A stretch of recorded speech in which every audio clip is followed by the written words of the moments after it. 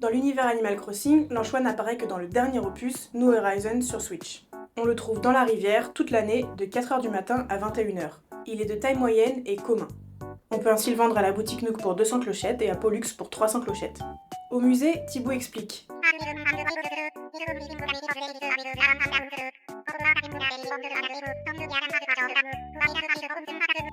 Et il ajoute en chuchotant. Dans la vie, un anchois est aussi appelé un angrolidé et il ne se déplace pas seul mais en banc très serré. On le rencontre bien dans les océans, spécifiquement l'océan Atlantique, Indien et Pacifique. Principalement près des côtes et dans les estuaires, c'est-à-dire les embouchures de fleuves qui se jettent dans la mer.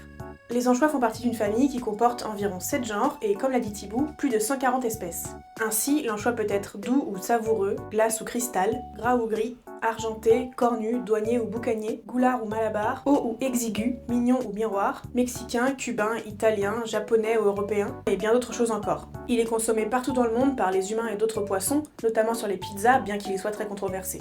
D'ailleurs, la surpêche combinée aux aléas naturels de la reproduction des anchois a conduit à une grave crise dans les années 2000 en Union européenne. Le stock d'anchois du golfe de Gascogne, entre la Bretagne et l'Espagne, a frôlé la disparition, entraînant la fermeture totale de la pêche entre 2005 et 2010. Quant à l'anchois lui-même, les petites particules dont Thibaut parle qui le nourrissent sont du zooplancton, c'est-à-dire de minuscules animaux qui vivent dans la mer.